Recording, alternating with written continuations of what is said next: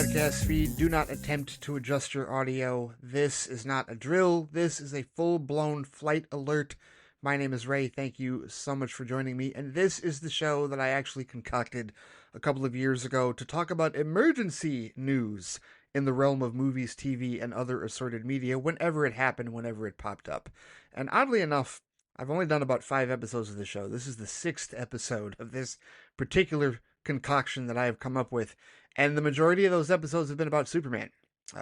Back when it was still being called Superman Legacy and they started casting for it, I did a couple of episodes based on that. Also, when the first teaser trailer came out last December, I did an episode of the show for that. And that was the last episode of the show that I did. So it is only fitting that I bring it back for today, because we have been graced by James Gunn and DC Studios with the first trailer for Superman due out this July 11th. And it's been an interesting time for DC fans because, you know, with respect to brand new news, we've been in a holding pattern, right? DC Studios has been out for the last 2 years.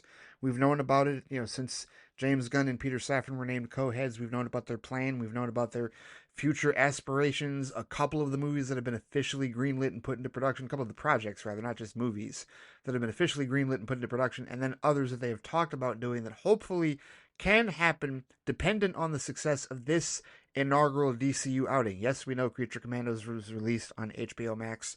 Now HBO Max again.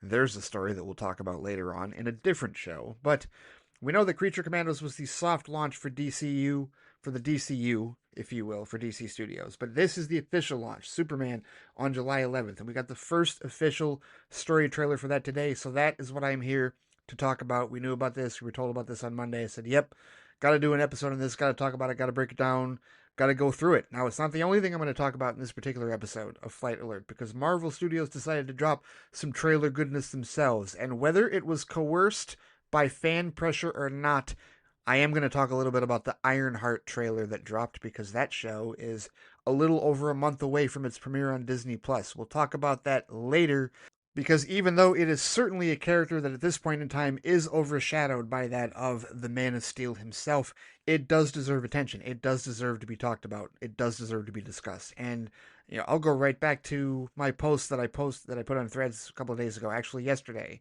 where I said today we are being granted 2 new trailers for both Marvel and DC. And for the first time in a long time, the DC project is going to overshadow the Marvel one heavily, whether we agree with it or not. And that is true. That is 100% true. And that is not a slight whatsoever against Riri Williams and Ironheart as a character. It's just Superman has been around for much, much longer. And there's a larger group of people that are anticipating this particular film. But that being said, I posted 2 rules that a lot of people seem to agree with on Threads. And those 2 rules were very simple. Rule 1, don't pit Superman against Ironheart. They are not competing. We can be hyped for both. That is 100% true. You know how I feel. Any of you that have listened to any of my shows over the last number of years, you know good and damn well I am not pitting these 2 projects together. I'm going to watch them both, and I'm going to review them both, and I'm likely going to enjoy them both for different reasons, and similar reasons as well. So, no need for any of that bullshit. Tribalism is toxic and not fun or necessary for anyone. That's rule number 1. Rule number 2, and this one is arguably more important for DC fans, do not weaponize James Gunn's Superman against Zack Snyder's Superman. Both are valid whether you like it or not. And that remains true whether you agree with that statement or not, whether you think I'm being pretentious or not. It is unnecessary. It is also toxic. It is also tribalism. And it is also intolerable. And breaking either of those rules, as far as I'm concerned, a block. Period.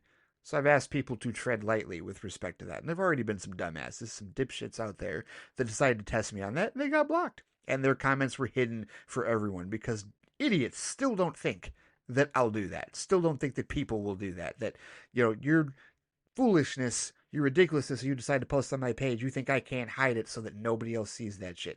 While I did, you were blocked. Nobody will ever get to like or comment on your ridiculousness, and there's absolutely nothing your piddly ass can do about it. Those are my rules. Those are my 2 simple rules, right? You don't have to follow them. You can do whatever you want. It's all subjective, but I'm not interested in picking any fights whatsoever between Superman and Ironheart. I'm not interested in any arguments or discussions with respect to them being in competition with each other, because they most certainly are not. in this regard. It is okay to like them all.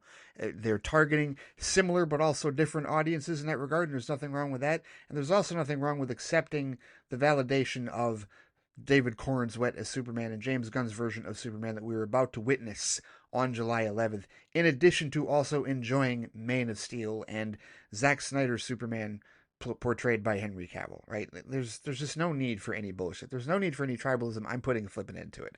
I'm not giving it any oxygen. I'm not giving it any weight. And so that's my disclaimer with respect to talking about any of these projects. But hey, you know what? Without further ado, let's dive headfirst into it. But of course, before we do that, I got to remind everybody that is listening to this show, thank you so much for listening to it. And if you want to listen to any of my other shows, you can find this show, along with all my other shows. The FLITEcast main show, which is normally on Mondays, didn't have one this week, largely because of this particular episode happening, because we found out that these trailers were popping up on Wednesday, and it's like, why am I doing a show on Monday if we're just going to talk about all this stuff on Wednesday? But normally the main show for the FLITEcast is on Mondays, and normally this particular day, Wednesday, is reserved for Flight Box. This is where I talk about TV shows. And I had been talking about Andor, but the release schedule for Andor got too unwieldy for me. Now, as of the time of me recording this particular episode of Flight Alert, I have not watched the final 3 episodes of Andor. I will, which means that on Friday Flight, our feedback show that we do on Fridays, it will be fair game. We can talk about it. Don't worry about it. I will most certainly be caught up. But I'm also going to post a special recap episode of Flightbox this weekend where I do talk about the entire second season of Andor, how it fits in Star Wars with respect to the entirety of the franchise and what I think about it and how the importance that I place on that particular show, if you will. So stay tuned for that. All that available at theflightcast.com or wherever you get your podcast. Apple Podcast, the FLITEcast YouTube page, Spotify, Pandora. You can find it, the FLITEcast, and all the shows in the FLITEcast podcast network, if you will. And of course, always want to take a moment to thank all the very loyal supporters of patreon.com/theflightcast. I keep teasing this animated franchise that I want to dive into that I've been talking about for a while. It's going to happen. Like, after all of this, after I clear Andor, after I do all of that, I'm going to watch the first movie in this particular franchise. And then those of you who are actually curious about what animated franchise I'm talking about, you will finally find out. And maybe you'll be excited, maybe you'll be intrigued, maybe you won't even care. Either way, it's going to happen, but that's going to be some Patreon exclusive episodes of Flight Review that I will be posting as well with respect to that. Also, the Flight Review show, there are topside episodes for new movies that are coming out as well. I did a review on Sinners, I did a review on Thunderbolts. You can certainly look forward to a review on both this film, Superman, and also on Fantastic Four First Steps in July. July is going to be a fun month. It really is. We're going to be talking about a lot of stuff. But you can also stay tuned to patreon.com/theflightcast for those Flight Review episodes that are specific to Patreon. The ones where I review movies that you likely have already seen that I have not seen yet, including the animated franchise I'm going to review pretty quickly. And also stay tuned for some special episodes of Flight Report, because before seeing Superman, I've got to read All-Star Superman. I've been told that I should read All-Star Superman. I think I've also been told to read Superman for all seasons. There's going to be some Superman comics that I'm going to read in preparation for Superman on July 11th. So stay tuned for some reviews on that. There's already some episodes of Flight Report where I reviewed Marvel Civil War. I also reviewed Spider-Man One More Day and Brand New Day and a couple of others. I think Death in the Family is another one. Some classic Marvel and DC stories that, again, many of you probably have read, but I have never read, that will get posted to the Patreon. So all that content is there, and there is more coming. Thank you so much to those of you who've been very loyal supporters of patreon.com/theflightcast. Hope that you've been enjoying the content, and thank you to anybody else who wishes to sign up to be a flight officer to enjoy more of the bonus content. All right, let's get into it. Superman trailer. First official trailer, 3 minutes long. How about that? I have watched it several times, which right then and there, that's a good sign, right? I didn't immediately look at it and go, oh no, I don't know. No, I watched it multiple times, and I watched it on my phone first, because obviously this trailer was going to drop while I was at work. It dropped after the Ironheart trailer, which I thought was intriguing. I think clearly DC Studios was going to target closer to noon, which I figured. I figured somewhere around noon, between 11 o'clock, noon, Eastern Daylight Time was probably when they were going to drop it. That most certainly is when they did. Marvel does tend to drop theirs between 9 a.m. and 10 a.m. With respect to Eastern Daylight, or even Eastern Standard Time when it happens in the fall and winter months and whatnot. So, didn't surprise me when either of the trailers released. But the Superman trailer dropped just before noon while I was at work. I watched it a couple of times on my phone, and then I got home and watched it several more times on my computer screen in, glorious 4K resolution. I did not do, like the freeze frame. I don't do the freeze frame stuff where it's like, oh, let me analyze this, let me analyze that, because I still like to watch the movie itself, for details, and I don't really like to speculate on stuff. If somebody asks me a question, then sure, I'll give an answer. But no, I'm not going to go over this trailer with a fine tooth comb and try to guess exactly what is happening. I have not been paying attention to the inside baseball with respect to this film because I want to enjoy it without all of that. I don't really listen to Scooper Madness, period, but I certainly don't listen to any of the leaks and tidbits with respect to, oh, this is what they posted on DCU Leaks on Reddit, this is what they posted here, this is what came out there. No, I don't want to know. I'm not interested. Set photos, yeah, I don't have any patience. I'll look at set photos because set photos don't offer you the entirety of the picture. It's presented to you without context, so you don't know. But either way, first full trailer for Superman. I liked it. I did. I really liked it. It's very enjoyable, and I love the fact that it's 3 minutes, and there are definite components to this that I really enjoy. I'll tell you that probably my favorite part of this trailer is the beginning. That first 30 seconds to 1 minute, that conversation between him and Lois. There's so many things that I thoroughly enjoy about that sequence in the trailer, and I'll tell you what it is. Truthfully, at the heart of this, we've been told that the chemistry between Rachel Brosnahan, Lois Lane, and David Corenswet, our new Clark Kent / Superman, was off the charts. That it was very good, that it was extremely organic, that they did a lot of great work together. And, right off the bat, I'm not completely, like, I haven't seen, Marvelous Miss Maisel. I haven't seen a ton of Rachel Brosnahan's work. First thing I was introduced to her work in was when she was in The Blacklist for a couple of episodes, playing a character way back when. We're talking like the first couple of seasons of that show on NBC. Blacklist, fantastic show. Anyway, I digress. But Rachel Brosnahan, I know, is a talented actor, and what she does, in terms of this particular sequence that we're seeing her in, I mean, to me, this is like any doubts that anybody would have had about her playing a Lois Lane. I feel like they've got to start to subside when you see how she's playing it here. This is definitely not a romanticized Lois. This is definitely not a babe in the woods Lois. This is a hardened reporter Lois. This is a Lois that is going to grill Superman / Clark Kent over what he does as far as his job in the big red cape. And I love this. I absolutely love this because this is her being a journalist, number one. So this is already establishing that this is a Lois Lane that is going to have agency. And why wouldn't she?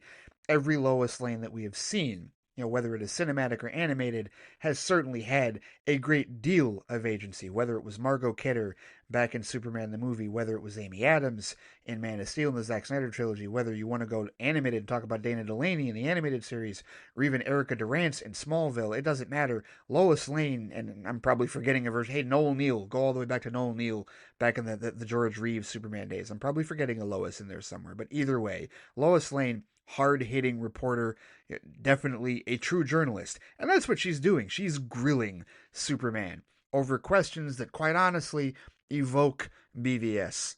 They most certainly do. And we'll get to that because there's something that I want to address with respect to a Threads conversation that I was having with a good friend and a fellow compatriot in podcasting and YouTube circles, if you will.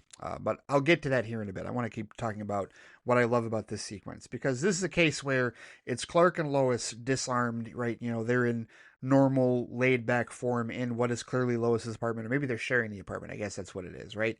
And he agrees for her to interview him as Superman, and he's playful. Like, he thinks this is going to be, hey, hunky-dory, like, basically, like, this is going to be like I spent the night with Superman, right? Like, that's what he's expecting this is going to be, right? The one from Superman the movie. And it's not that at all. She questions his actions, basically grilling him for acting unilaterally without, any regard for the United States or, any world governments or whatever. And, this escalates, right? And it gets heated. And that's what I like because this shows a side of vulnerability to Superman that I think a lot of the surface level Superman fans always wish to ignore, right? They want the big blue Boy Scout. They want the person, they want the guy that's going to save cats out of trees and always do it with a smile on his face and fight for truth, justice in the American way. Well, it's not truth, justice in the American way anymore. It's truth, justice, and a better tomorrow. And it's absolutely reflected in this particular sequence because as he tells Lois, he's not representing anyone but him, right? And doing good, right? And I love how this escalates and it gets higher and it gets higher, and she presses him. And my favorite part of this is when he just yells at her, "People were going to die." And I love the energy. I absolutely love the energy from the beginning. And I can tell that this isn't going to be a lighthearted, playful romp of a film where it's like, hey, let's romanticize yesteryear and get lost in what we all know and love about the character. No, this is going to be hard hitting. There's going to be times where this movie is going to get real, right? And I know that people have questioned whether or not James Gunn can do a film like this. But again, as I've said a number of times, as somebody who, I haven't liked everything that James Gunn has done. I still have my thoughts with respect to Guardians Volume 2, but I thoroughly enjoy Guardians Volume 1 and 3, and of course, I love the Suicide Squad. So to me, I've always felt like he has this type of film within him. And if you watch this trailer, another thing that I think is great about this trailer is you don't get the same tone that we get from any of those other films I named, right? We're not hearing needle drops now, are we? We're not hearing all the crazy one-liners and jokes, right? This is a different tone, isn't it, right? As far as this trailer is concerned. I know it's only a trailer. I know that we still have to see the actual finished product on July 11th, and we most certainly will. We are less than 2 months away.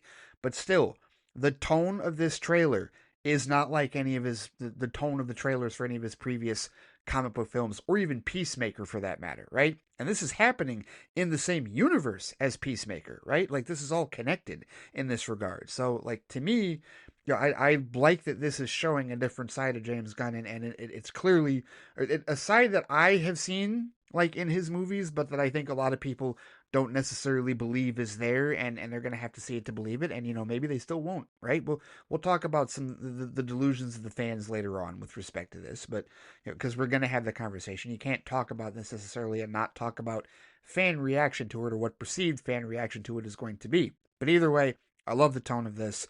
I love this beginning scene, this confrontation, if you will, juxtaposed with, again, they continue to show us that image of the angry people of, likely Metropolis, that, they're throwing the canned good at his head, and yelling at him, and there were all types of speculation in terms of, well, what was that? What's going on? Are the people being controlled? Like, is that actually a thing?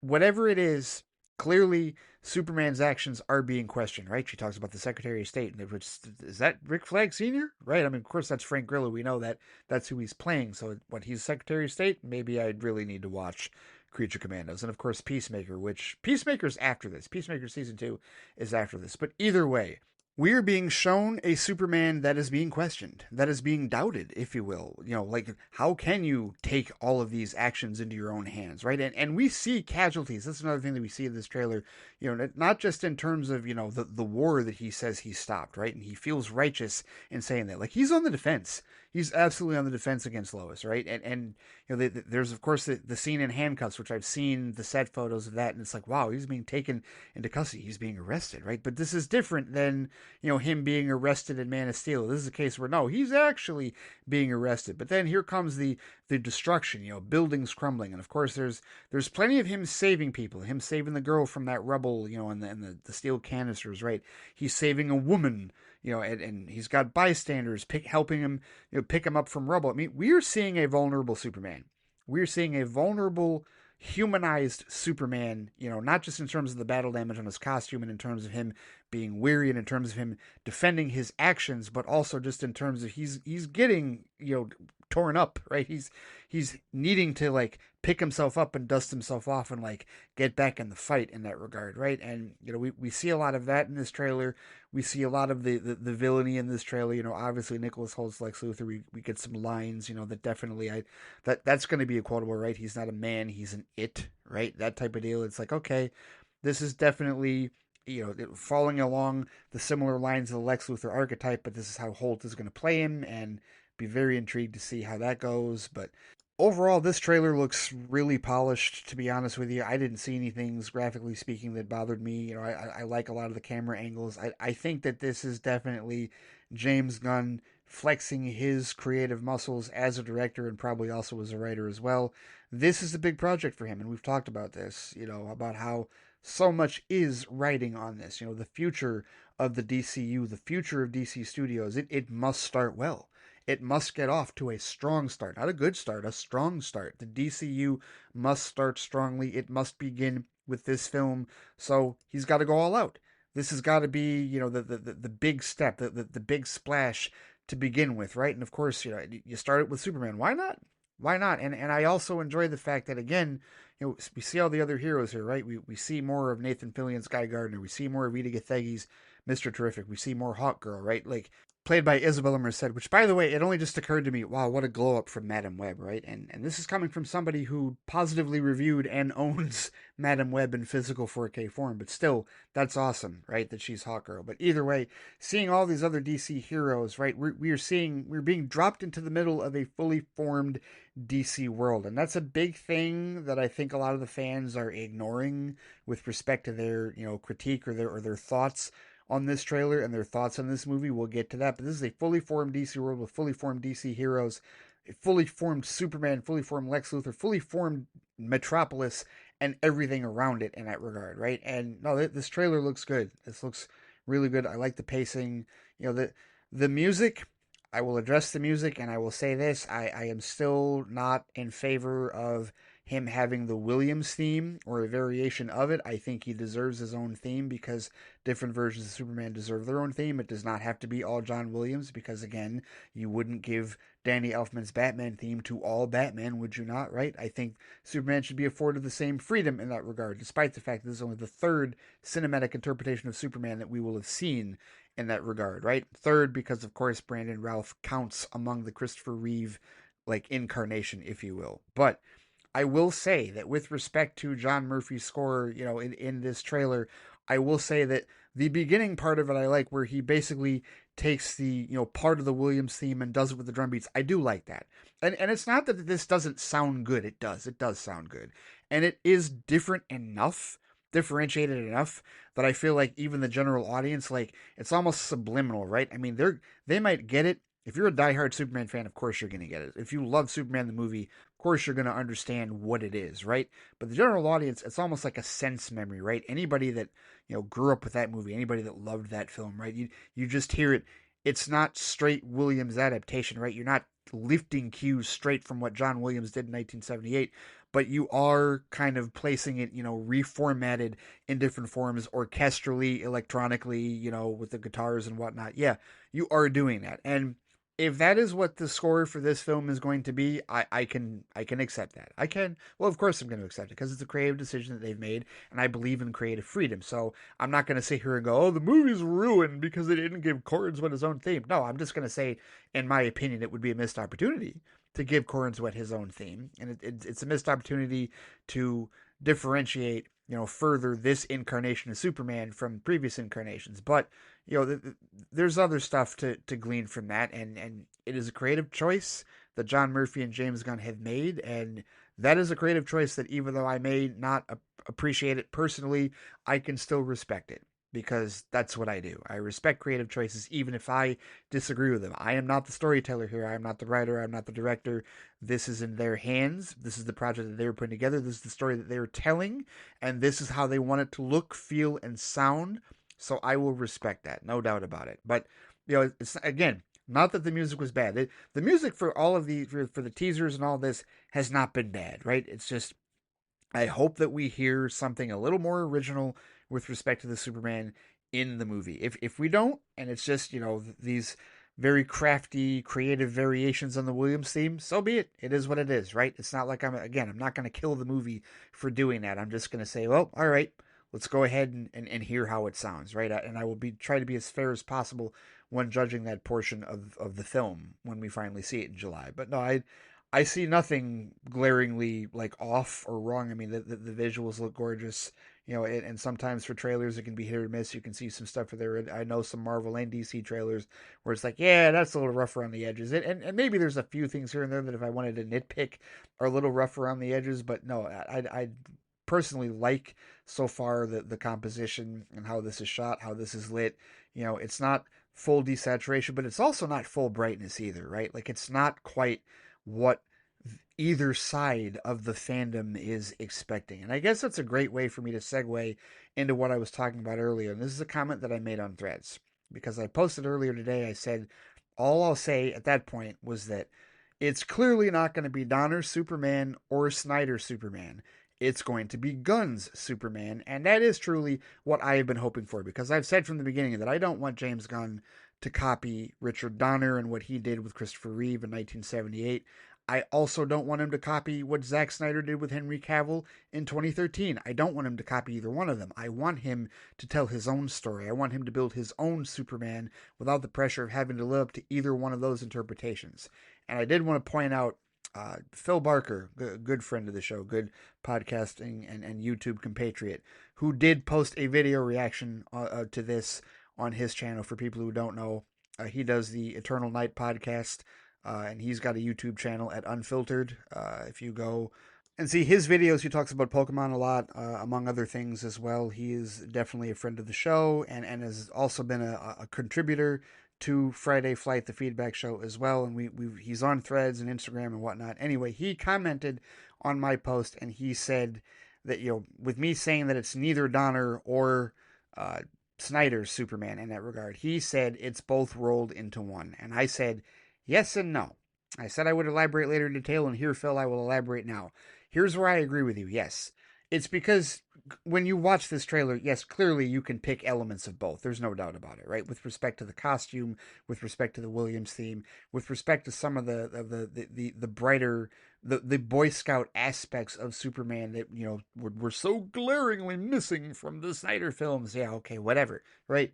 You see that in this trailer, most certainly. There is absolutely that inspiration from the Donner films here, but you certainly see Man of Steel, right? We could see Man of Steel inspiration, absolutely. We did, again, the scene where the crowd is angry with him. The fact that I still think he smiled, we still have not seen David Cornsweet's Superman smile nearly as much as Henry Cavill's did in Man of Steel yet. It's yet to be seen how much he smiles in the movie. We will find out, right?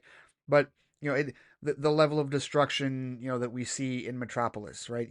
Perhaps it's not quite as darkly lit or dimly lit as the Black Zero event, but come on, there's a building crumbling to its doom, if you will, right? And there's Superman, being humanized and tossed around like a rag doll at certain points, and having to get picked up off the ground, and really, his limits are being tested in this regard, right? Like, there's absolutely parts of this trailer with respect to the humanization of Superman, and also the questioning of his unilateral capacity, right? And his, acting without, any type of authority from the United States or any other world government, acting on his own unilaterally.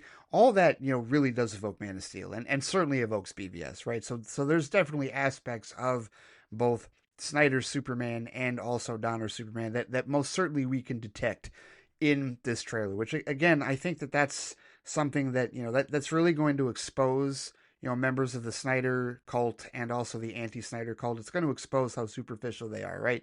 Because I think on one level, this movie is going to portray a lot of the anti-Snyders, right? Because they're looking for Superman the movie redux, and I don't think they're going to get that. I don't think that's what this film is going to be. I didn't think that was what it was going to be in the beginning, or at least I hope that wasn't what it was going to be. But now I become even further convinced, after seeing the teasers and now this trailer, that's not what we're going to get.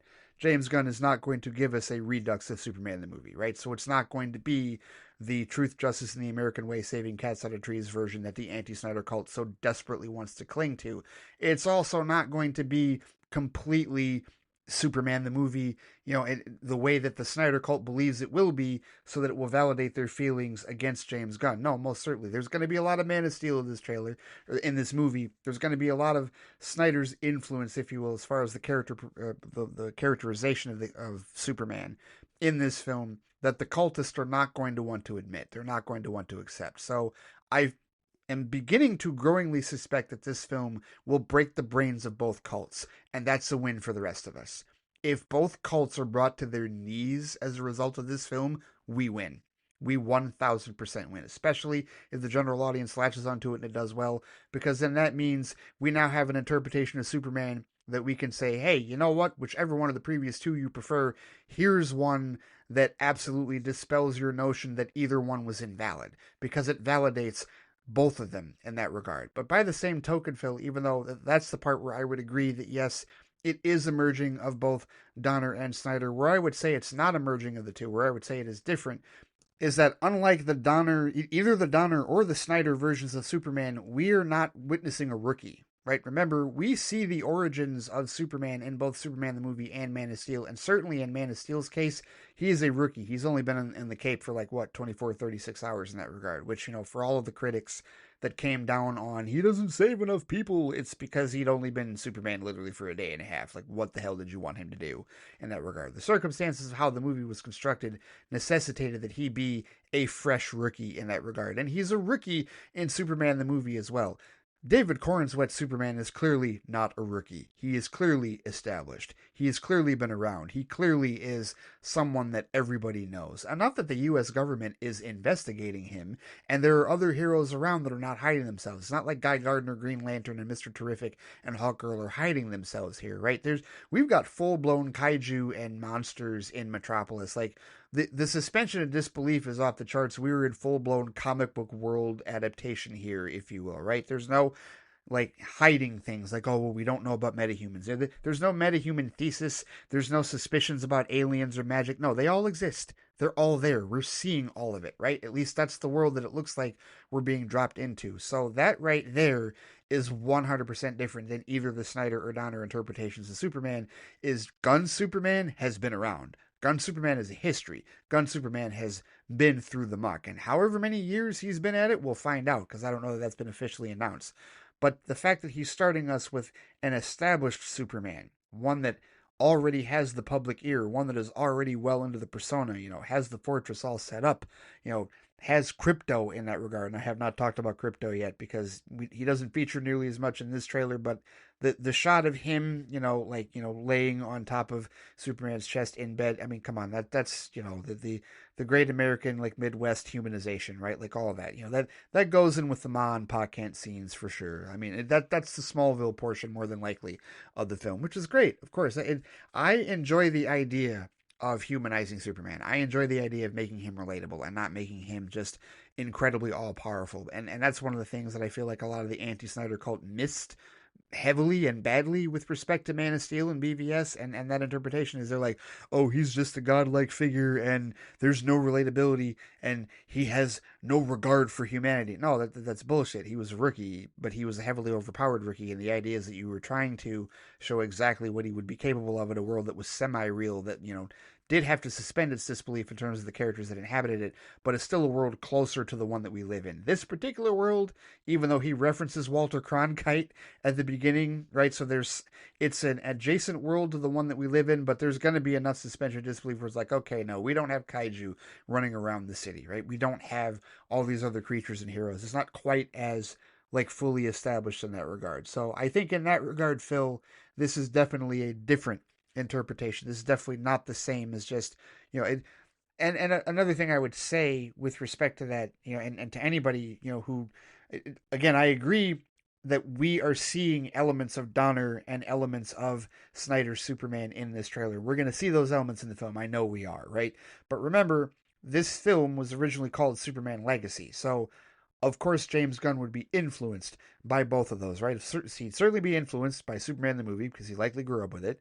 And Zack Snyder, of course, as we know, is a friend and colleague, and I'm sure that he has great respect for Man of Steel in that regard. There's too many things I've seen here to lead me to believe that he doesn't have respect for Man of Steel, but it's also a very subjective lens to view this in. Of course, those of us, from whatever lens we see it, this is where the cult really comes into play, right? Because the anti-Snyders are going to tune out all the Man of Steel stuff, and they're going to only focus on everything that looks like Superman the movie. Everything that looks and feels like that, right? So the brighter colors, and anytime he smiles, whenever that happens, because we really haven't seen it a whole lot yet, but any of that stuff, or like Crypto, even though Crypto was never in the Donner films, whatever, right?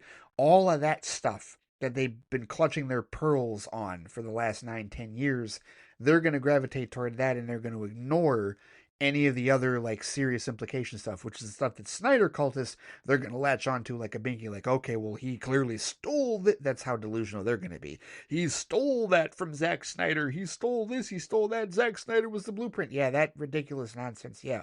But this movie, what I'm hoping, truthfully, guys, is that this movie is going to expose the hypocrisy of both cults.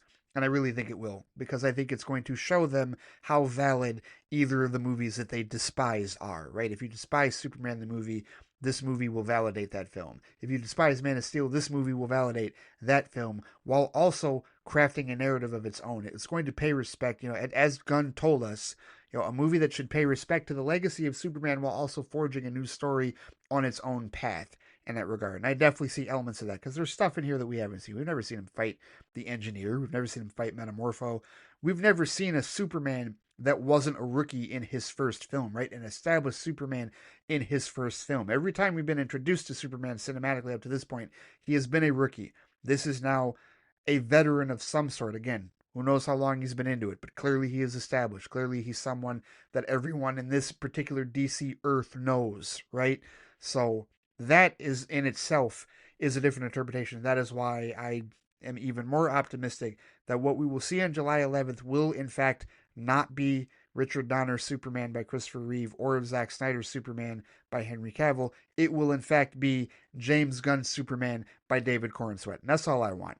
At the end of the day, that's all I want. The creative freedom that Zack Snyder was denied is exactly what James Gunn deserves, because obviously you can't blame James Gunn for anything that happened with respect to the Snyderverse. No, that all lays at the feet at Warner Brothers, beginning with John Berg, Jeff Johns, and all those other fools back when DC Films was just a rinky-dink division of Warner Brothers Picture Group. It is now DC Studios, its own autonomous entity, and hopefully in less than 2 months, it will have a rousing success in its hands with respect to this particular film. I know anybody listening to this review of this trailer is probably going to see it, and we're all going to hopefully enjoy it. I don't think any of us are looking to not enjoy it.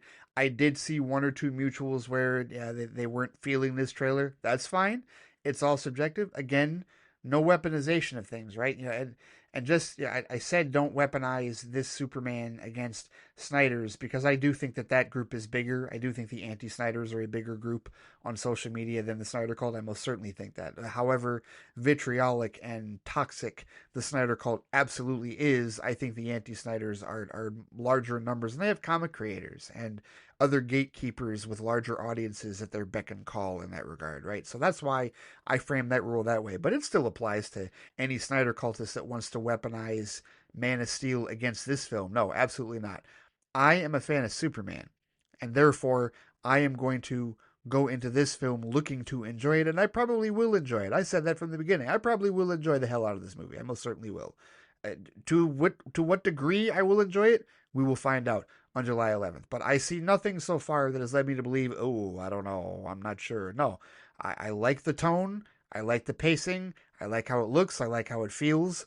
I like the homages that we subjectively are seeing in it from Donner and Snyder, stuff that I think that even Gunn himself will probably admit is in this film, right? With respect to, when he starts doing the press junket and all that, I think he will admit to that. And I think he will openly talk about that, right? But so far, I like what I see. I do. I really like what I see from this. And I think we're going to hopefully have a very special event on July 11th with respect to the coronation of a brand new Superman and the arrival of the DCU and DC Studios proper in that regard. So here's hoping. Fingers crossed.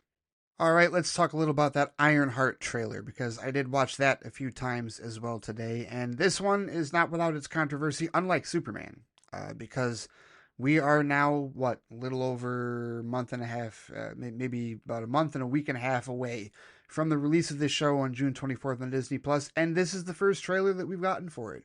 Before this, I think we saw a sneak peek, like a real quick sneak peek clip or two of it months ago, and I don't even remember what event that was. But yes, there has definitely been some calls on social media as to why there has been so little, and I do mean so little, like actual promotion for this particular show. And there have been many theories, right? There's been a lot of stuff bandied about. Here's one thing that I will say with respect to that. I don't believe that Marvel Studios was actually bullied into releasing this trailer. I don't. And I know it seems like they were because, Gunn made his announcement on Monday that we were going to get the Superman trailer on Wednesday. And then suddenly the day after that, Marvel Studios is like, hey, let's throw out this clip with Ryan Coogler. Hey, we're going to put the Ironheart trailer out on the same day, right? I know it seems that way, but, watching this trailer and, knowing a little bit about how trailers are cut, it's like, okay, I mean, do they have the people in place to put a trailer like this that is as cohesive as this one is together in such a short period of time? I would say no. I really don't think that is the case. What I believe is happening with respect to Ironheart, I think there's a couple of things going on, and none of these things look good, when you're dealing with a show that is not only dealing with a minority character, but also a female minority character. It's not a good look in that regard. Do I believe that that is what is motivating this lack of promotion for Ironheart? No, I don't. But I do think, unfortunately, it's part of the dismissal in that regard. Because what I think is happening is that, and I think maybe even some people on Friday Flight have brought this up, the idea that Marvel is somewhat dismissing, if not phasing out, its other portions of the TV series, which, of course, that's a mixed message, right? Because Daredevil Born Again did so well, has been renewed for a second season that is currently filming. So it's like, okay, what are you pushing aside and what are you hanging on to? I think the assertion is that Ironheart is an old enough project that under the old guard of what they were going to do originally with respect to the multiverse saga, it fell by the wayside, right? And I think part of the excuse that people are using for that is because it's directly connected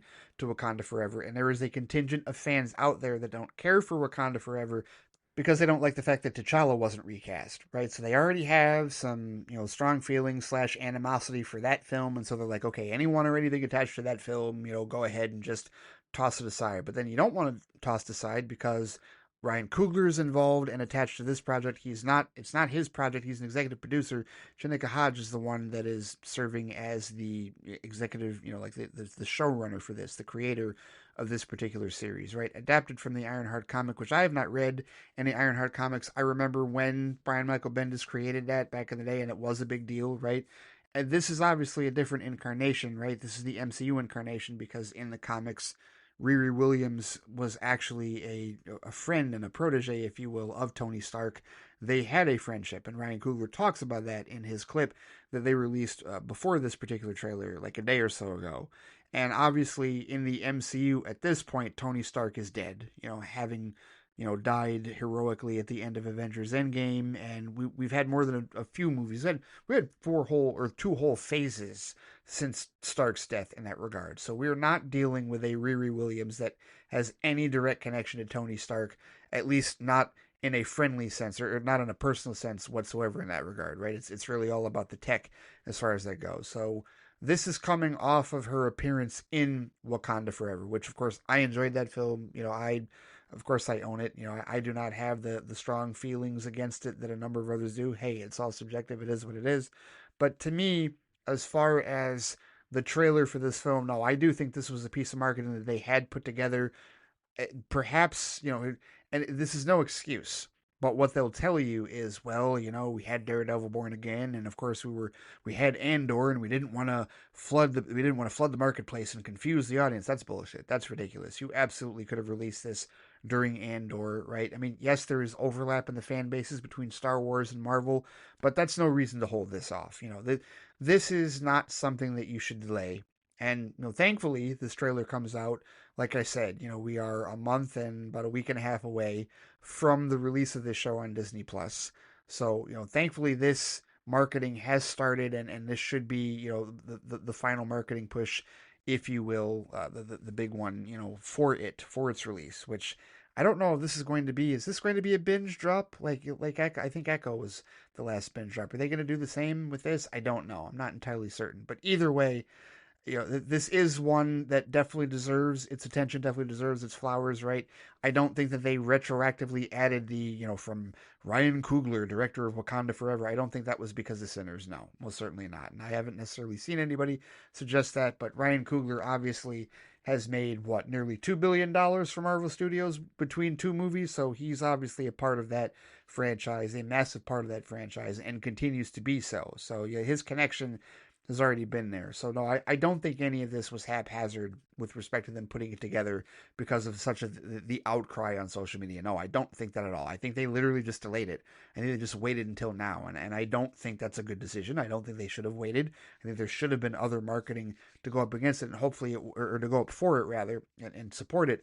And hopefully, it won't be too late. I mean, even we never saw these in movies, right? We're starting to see the advertisements and the trailers for these shows before Marvel movies and before DC movies, before theatrical presentations. And you had all this time. You could have put it in front of Thunderbolts. You could have put it in front of Brave New World because you've known for a minute, right? And so to hold on to it now, no, I don't think there's a viable excuse for that. I don't think it's good business. And while I don't think it's inherently racist or bigoted in that regard, I do think that unfortunately it was easier for them to dismiss because it was a black female lead. I do believe that. And you can agree or disagree with me on that as much as you like. It is what it is. It's all subjective. We can all have differing opinions on that, but that's just my personal belief, to be honest with you. But with respect to the trailer itself, I like it. I do like it. One of the things that I really like about it, honestly, is I like the kind of grounded nature with respect to what we're getting. And one of the things that I've come to really appreciate with Ryan Coogler's projects, which I've now seen four of them, because I technically did see Creed. I didn't finish the last 10 minutes. I need to go back and rewatch it, but I did watch like 95% of that movie. And of course, I've seen and own both the Black Panther movies. And of course, I've seen Sinners twice. Fantastic film, probably his magnum opus at this point.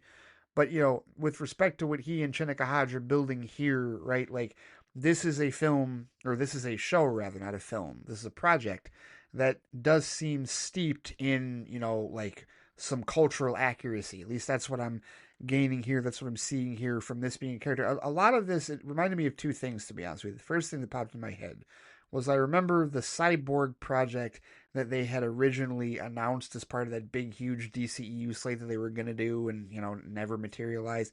Cyborg was supposed to be a 2020 movie. Well, that wouldn't have happened, as a result of COVID-19 for sure.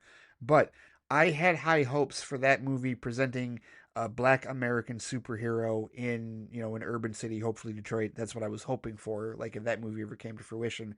And showing that perspective the same way that we got the perspective of the Wakandans, the African perspective and the technological advancements, right, in both Black Panther films, way that we saw Shang-Chi and the Asian culture represented there, the representation that we saw in Black Adam, I don't care if you liked it or not, and certainly the representation that we saw in Blue Beetle, right? I was looking for something of Black American representation in this show, and I think we're going to get that. I think we absolutely are going to see that, right? I mean, that's the background of Riri's character, right? An MIT student and genius inventor from Chicago that created a suit of armor that rivals the one built by Tony Stark. And this show is supposed to give her a deeper dive after her character was essentially previewed in Wakanda Forever, and that the series will help explain her background and upbringing that made her the person that we saw in Wakanda Forever, in addition to dealing with the events of that film and how they change her outlook on being Ironheart. So we're probably going to get a lot of flashbacks, and we're definitely going to get a lot of connections to her friends and family in Chicago in that regard. And not only that, Anthony Ramos's character, and this gets into my second thing that I thought of here. He's playing Parker Robbins, aka the Hood, and I don't know any of these characters. Like I said, I have not read any Ironheart comics, but his character is basically one of Riri's allies. He dons a hood that allows him to tap into dark arts and magic.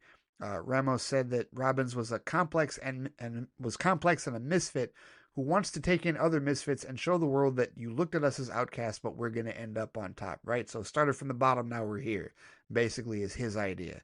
He's from the Chicago neighborhood Humboldt Park, it says, being raised by his mother, who's part of the Puerto Rican street gang turned activist organization, the Young Lords. And in the comics, his character is from New York City. Okay, so we're going Chicago roots. We're going inner city. Okay, I like that. The other thing that this reminds me of, though, in addition to like that, is this is reminding me of The Acolyte. Like just the byplay that I see between the Hood and Riri with respect to this trailer reminds me very much of The Stranger and O'Shea. It really does. Like I'm not seriously. I'm getting Manny Jacinto, Amanda Stenberg vibes, and obviously Dominique Thorne is going to play things. Her character Riri is very different than Osha was, right? She certainly does not have a twin sister. But I'm just saying, in terms of this mentoring relationship and this idea, is he necessarily trying to get her to tap into the dark side? No, but clearly he's got some other darker methods, and he's not like squeaky clean in that regard, as this trailer shows us. And so that was a vibe that I definitely got with respect to it. But obviously, I'm going to champion a project like this because representation matters, and I like the vibe. I like the way that it looks. I like the fact that they're giving this version, the MCU version of Ironheart, a kind of clean break, if you will, from being connected to Tony Stark. So it's not going to the stuff that we worried about with Spider-Man: Homecoming that we ended up having not to worry about, but stuff that we worried about whether or not Stark would take over the project, we certainly don't have to worry about that here because there's no direct connection to them. And I actually like that because that means we're going to get a different story. This isn't going to be a straight comic adaptation. This is going to be a true MCU adaptation of the character and of the source material. And I like when it's been 17 years. The Marvel Cinematic Universe has established its own continuity, its own, storybook, if you will, its own rules. And I like the idea of like that being kind of a set playbook now, right? So it's to me, I feel like we no longer should be looking at the MCU for, okay, how are they going to adapt this? How are they going to adapt that? I really hope that we have kind of, largely learned our lesson with that, before we get into X-Men. Because if we start looking for House of M and this and that or whatever, I think people are going to be sorely disappointed. Because just look at what the MCU has done with, Civil War and, the Ragnarok and a number of other comics that I've read Civil War. I've never read Ragnarok. But, just in terms of adaptation, the MCU does not do straight adaptations. It does Elseworlds versions of these storylines and these characters, if you will. And this is Elseworlds Ironheart. The entire MCU was Elseworlds, right? So to me, I accept and embrace that all comic book movies are Elseworlds. So that is not going to bother me in the slightest, right? It's all the other stuff that I'm going to be very curious about. How grounded and how much heart does this show has. And I'm inclined to believe that it will have a good deal. I'm not terribly familiar with Chenika Hodge. But if Ryan Coogler stands by her, then I am perfectly fine with that. And certainly, her filmography. She's apparently written on amazing stories. Snowpiercer, that show that was on TNT. The Midnight Club with Mike Flanagan, right? So she's got some credits. She most certainly has some writing credits. And again, from Oakland, just like Ryan Coogler is. So I mean, I'm almost kind of looking at this, like she's coming from the same school, right? And I'm looking for something that is in that vibe and in that wheelhouse where it's like, okay, or am I putting you in the same category as a Coogler, as a Misha Green, or even the Achilles, right, with Black Lightning? If it's in that category, if you're somewhere with these other black creators as far as the comic book stories that they have told on the small screen, then and the big screen, I'm with you. I'm absolutely with you in that regard. And I know Misha Green hasn't done anything comic book, but I'm a Lovecraft Country and the Black Canary movie with Journey Smollett that never happened. That damn it, I wish still would. But whatever, it is what it is. No, I have definitely have got some high hopes for this project, and I certainly have wanted to spread the word with respect to it being put out there. So whether you're interested in it or not, and maybe you're not. I had some smart asses comment, never was really interested in it. Yeah, well, I'll just throw the Jack Napier gif at them. I didn't ask, right? I don't care if you're interested in it or not. I mean, that's fine. I mean, I certainly will watch it. My expectations for it is like, okay, what expectations do I have for Marvel TV? Well, there's some of it that I've seen the vast majority of it. I haven't seen Echo. I have not seen She-Hulk, and I have not watched season 2 of Loki.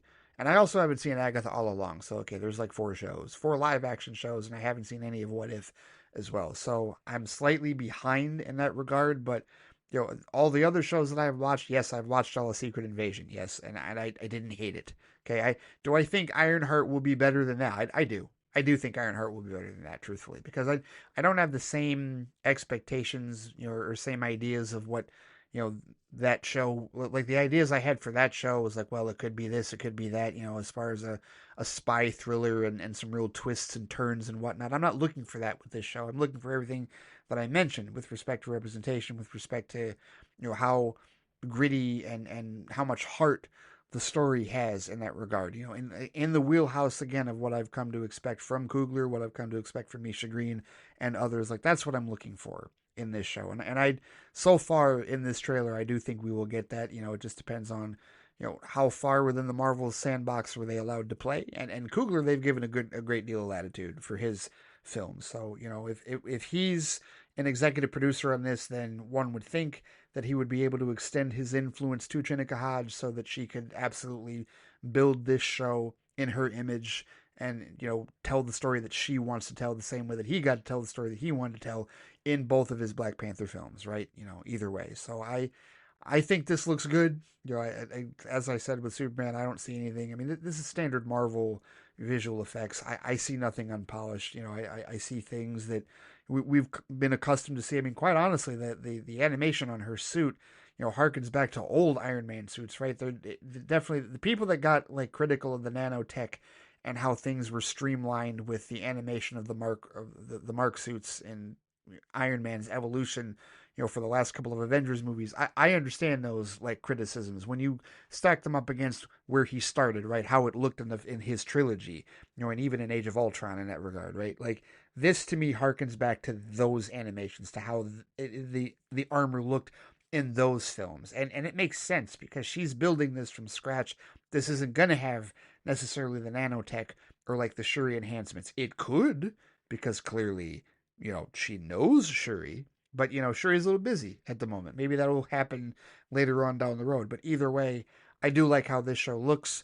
I do like the vibe and the pacing of it, right? Like I'm intrigued. I will certainly be watching it, and I will definitely be reviewing it on Flightbox. There's no question. I will absolutely give it its flowers and give it its time because it most certainly deserves it. And thankfully, Marvel Studios has finally deigned to put out some marketing for it. Hopefully it will be enough to get the eyeballs of the general audience and to, attach Coogler's name to it so that anybody that didn't necessarily know that he was involved in the project will now know and go, hey, maybe they can capitalize on the Sinners phenomenon, which continues to just reign supreme. Seriously, it's been a month and that movie is just still motoring through. It really is. It's doing really well for what it for its position and for its budget. So hopefully they can spin off some of that success into Ironheart on Disney Plus, and get some critical flowers, if you will, as one of the last of I think Ironheart's Phase 5, maybe it starts Phase 6. I don't know. I'd have to look at a diagram on that. But either way, definitely a Disney Plus show that I will watch. I'll see if